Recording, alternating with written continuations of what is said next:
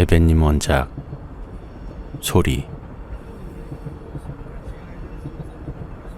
아무 생각 없이 지하철에 몸을 실어 멍하니 창밖을 보니 어느새 분주한 아침의 모습이었다.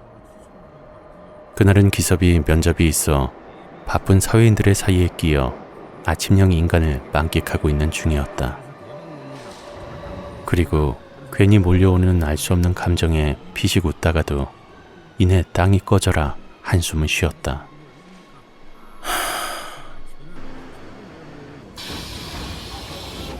현대사회는 오직 꿈만으로는 살 수 없는 곳이 분명했기에 기섭도 현실과 타협을 하러 가고 있었다.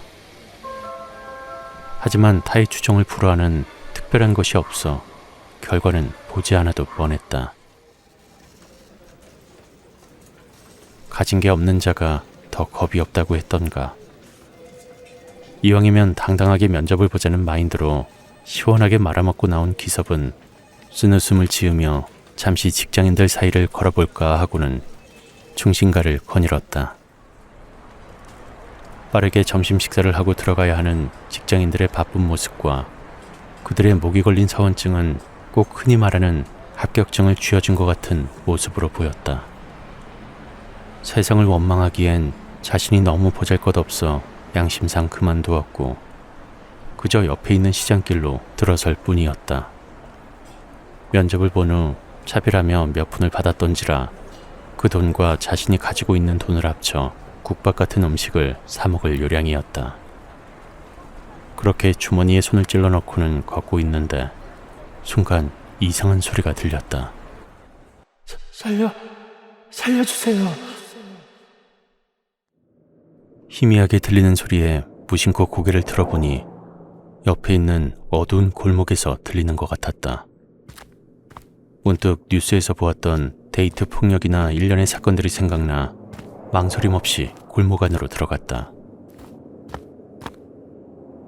하지만 방금까지 들렸던 여자의 목소리는 물론이거니와 처음부터 아무것도 없었다는 듯 고요하기만 했다. 기섭은 이상하다는 생각에 주변을 살펴보았다. 그러나 역시 아무것도 발견할 수 없었고 그냥 자신이 잘못 들은 거라 생각하며 다시 가던 길을 가기로 했다. 그렇게 식당으로 들어가 든든한 한 끼로 배를 채우고 나온 기섭은 아까 들어갔던 골목을 다시 물끄러미 바라보다 이내 발길을 돌렸다.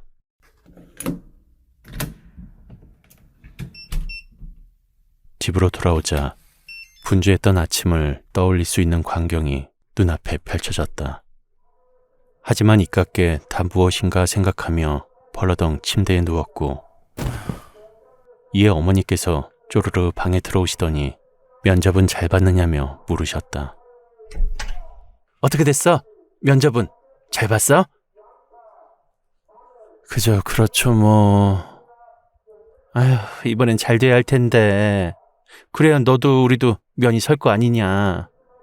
뭐 취직을 체면 때문에 해요. 먹고 살려고 하는 거지. 심드렁한 기섭의 반응에 어머니께서는 혀를 끌끌 차며 방문을 닫고 나가셨다. 기섭은 이렇게 누워있어 봐야 뭘 하겠냐는 생각에 주섬주섬 옷을 갈아입고는 컴퓨터를 켠 후 유튜브를 틀어놓고 게임을 했다.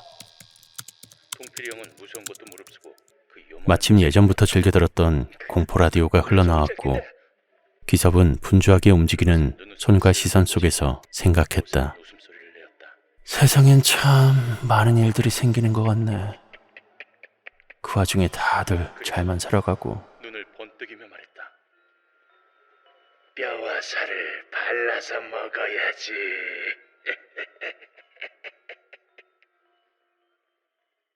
그렇게 이렇다 할 것 없는 하루가 가고 밤이 되어 단잠에 빠져 있었는데 순간 어떤 소리가 들려 눈을 뜨게 되었다. 뭐야, 냉장고 소린가? 그러게 좀 바꾸자니까. 오래된 냉장고에서 들리는 소리가 그날따라 참 거슬렸다. 옛날 물건이니 한 대 치면 좀 괜찮으려나 생각을 했다가 다시 쏙 들어갔다. 그렇게 했다간 분명히 어머니에게 등을 맞을 것이 뻔했기 때문이었다. 그런 생각을 하고 있던 중 누군가가 거실을 걷는 소리가 들렸고 냉장고 문을 열어 뭔가를 꺼내는 소리가 들렸다. 이럴 땐 귀가 밝은 자신이 참 싫어지는 순간이었다. 분명히 아버지께서 늦게 귀가하셔서 차가운 보리차를 꺼내 마시고 계시는 거겠지. 늘 있는 일이라서 그렇게 생각하다 어느새 또 잠에 빠졌다. 그렇게 느지막하게 눈을 뜬 기섭은 하품을 하며 거실로 나갔다. 거실에는 어머니께서 빨래를 개고 계셨고 백수 아들을 조금은 한심하다는 표정으로 쳐다보셨다. 아주 상전 납셨네. 무엄하도다. 이놈 새끼가 아주 매를 벌어 그냥. 어머니께서는 수건을 들어 짝 하는 소리가 날 정도로 아들을 향해 날려 때리시고는 다시 빨래를 개었다. 기섭은 빨개진 다리를 문지르며 소파에 앉았고 어머니께서 보시는 건강 프로그램을 함께 보았다.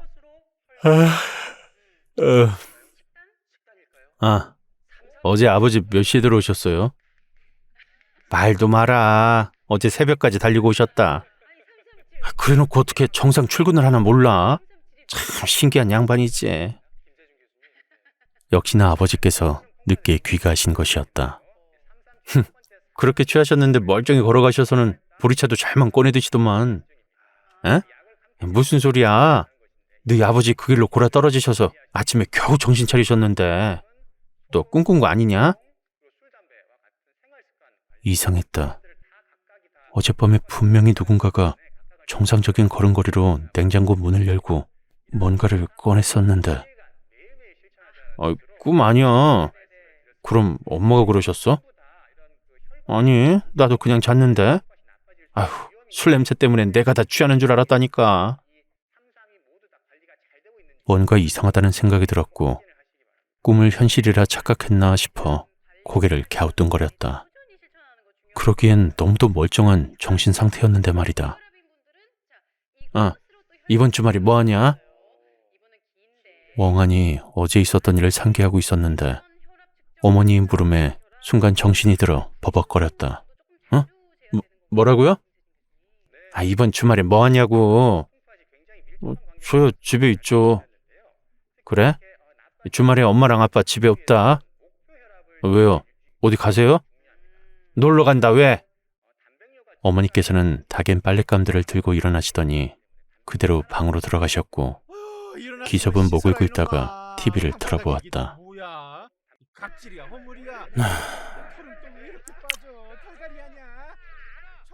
주말에 약속이라 사실 딱히 친구들을 만나고 싶지도 않았고 밖으로 나가고 싶지도 않았다.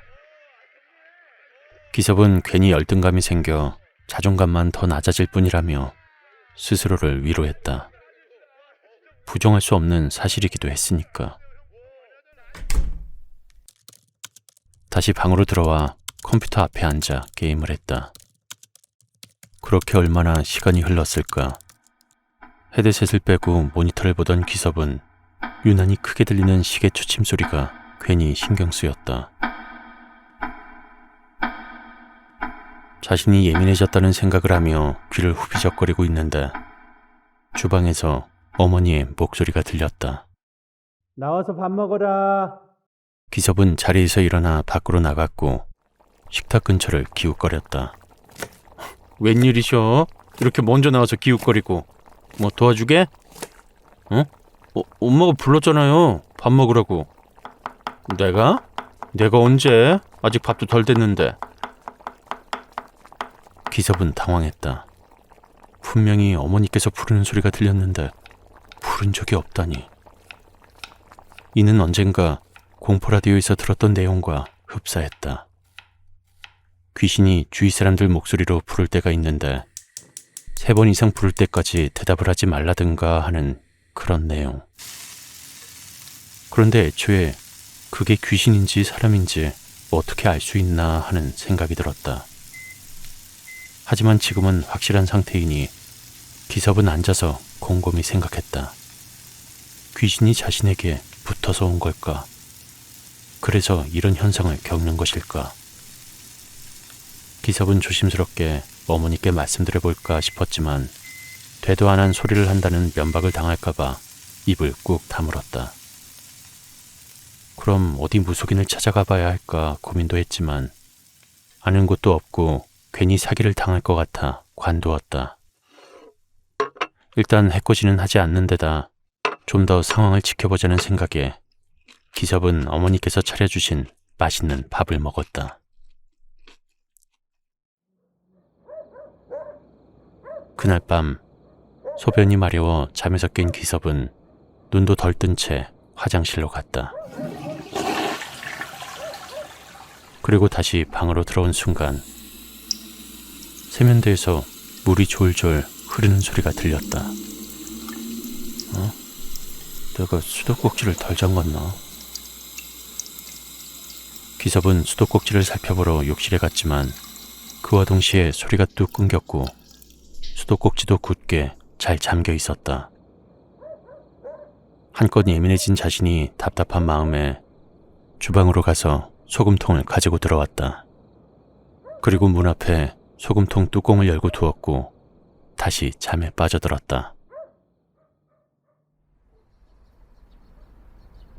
그렇게 주말 아침이 되어 기섭은 부모님께서 나가시는 소리에 깨서 직접 배웅을 해드렸다.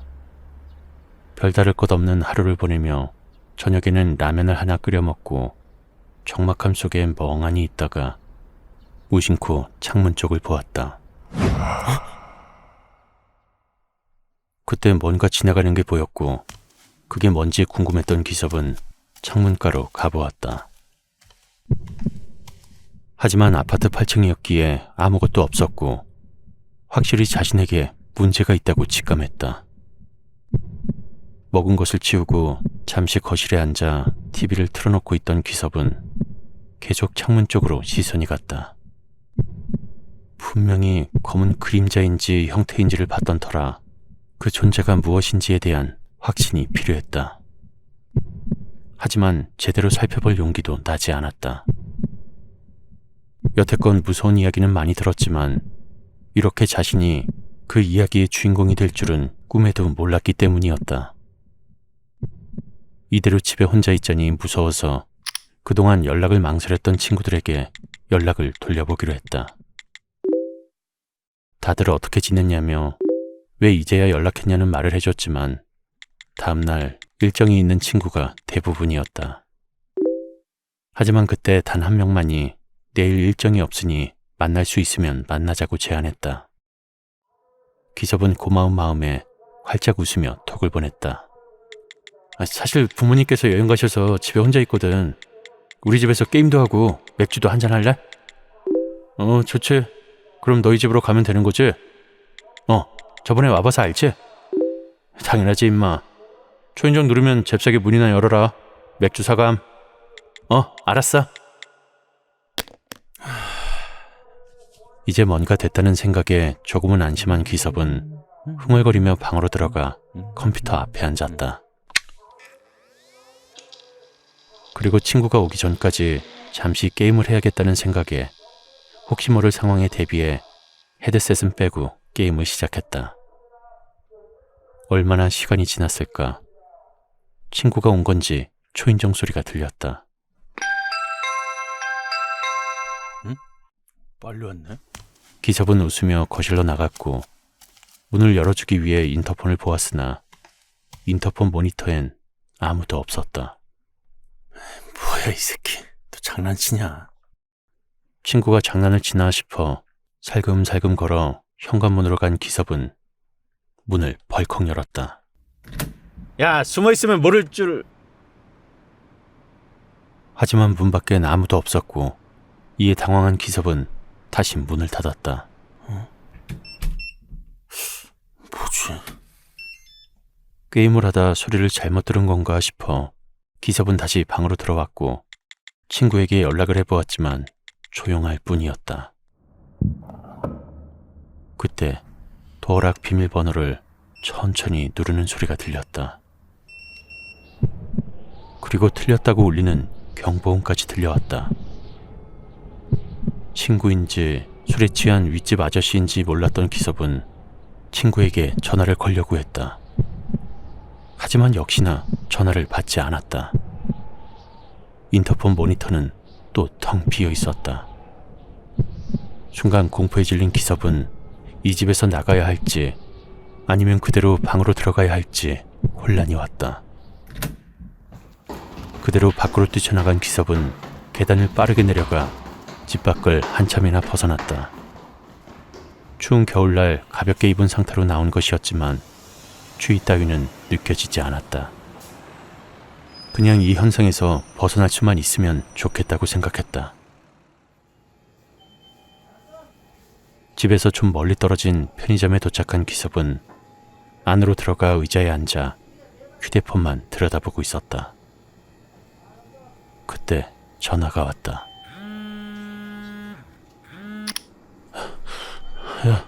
여보세요? 야, 미안하다. 나 갑자기 집안일이 생겨서 못 가게 됐거든. 근데 너 무슨 일 있냐? 아니야. 알았어. 나중에 보지 뭐. 친구는 어머니 일로 인해 지방으로 내려가야 한다고 설명했고 어쩔 수 없는 상황에 알겠다고 했지만 무서워서 지금 상태로는 도저히 집에 갈 수가 없었다.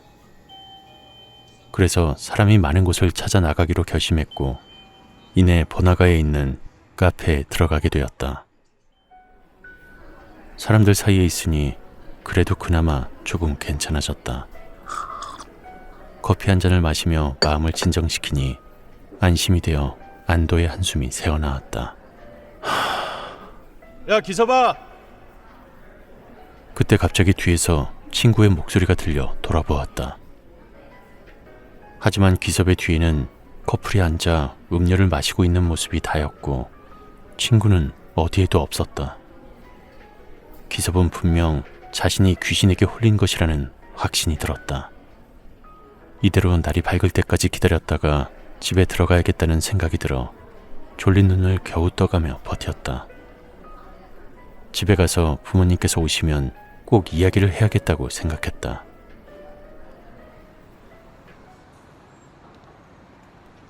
해가 뜨고 날이 조금씩 밝아오자 다행이라는 안도감이 들었다. 게다가 따뜻한 햇볕이 몸에 닿자 몸이 노곤해지는 느낌까지 들었다. 해가 조금만 더 뜨면 집에 가자는 생각에 커피 한 잔을 더 마셨다. 그리고 오전 10시쯤이 되었을 때 자리에서 일어나 집으로 갔다.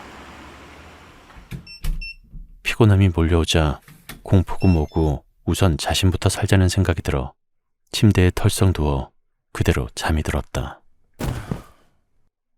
그렇게 얼마나 시간이 지났을까? 자신을 부르는 소리가 들려왔다. 기사봐! 기사봐! 자신의 방문을 두드리는 어머니의 목소리였다. 너무 선명하게 들린 데다 반가워서 자신도 모르게 대답하고 말았다. 네. 대답을 했으나 아무런 소리가 들리지 않았고 지금 자신이 꿈속에 있는 건지 현실인 건지 감이 오지 않았다. 그때 부모님께서 돌아오신 건지 어머니의 목소리가 들렸고 아버지의 목소리도 들렸다. 얘는 나갔나? 생각보다 너무 일찍 들어왔네요. 그렇게 될 줄 알았나? 어쩌겠어. 그 기섭이 잘 수도 있으니까 그냥 자기 내버려둬. 부모님께 인사하기 위해 잘 움직이지 않는 몸을 겨우 일으켜 문고리를 잡자 뭔가 싸한 기분이 들었다. 이상했다. 아버지는 기섭을 이름으로 부르는 일은 거의 없었다. 항상 아들 혹은 빵돌이라고 불렀기 때문이었다. 기섭은 뒷걸음질쳐 침대에 기댔고 곧 누워서 이불을 머리끝까지 뒤집어 썼다. 갑자기 극한의 공포가 기섭을 휘감듯 덮쳐왔다. 곧 아무런 소리가 들리지 않고 잠잠해져 이불을 살짝 내려 문을 보고 있었는데 그때였다. 아들, 자려고? 귓가에서 아버지의 목소리가 울려 퍼졌다. 깜짝 놀라 옆을 보자 아무것도 없어 안심했는데 옆 시야각에서 뭔가가 아른거리는 게 보였다. 곁눈질로 보다 고개를 휙 돌려보니 침대 밑에서 뭔가가 기어 나오는 것이 보였다. 그리고 기섭의 손목을 잡으며 그것이 점점 이빨을 드러내며 해벌쭉 웃고 있었다. 그것은 하얀 털의 범이 으르렁거리는 소리를 가진 존재였다. 기섭이 공포라디오에서 흔히 듣던 존재, 바로 장산범이었다. 새벽에 들었던 발소리도, 예민하게 받아들였던 소리, 친구의 목소리도, 부모님의 목소리도 모두 그것의 소리였던 것이다. 나와서 밥 먹어라. 야, 기서봐. 아들, 자려고? 장산범은 숲에서 마주치는 존재가 아니었던가? 자신이 잘못 알고 있었던 것일까? 그렇게 기섭의 처절한 비명이 온 집안에 울려 퍼졌다.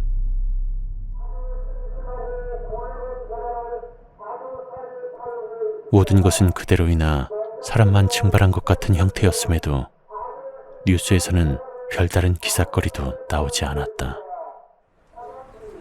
사람이 많은 곳임에도 불구하고 하루에 몇 명씩 실종되는 것은 일도 아니었다. 그리고 모두 아무 일도 없다는 듯 각자의 인생을 살아가고 있었다.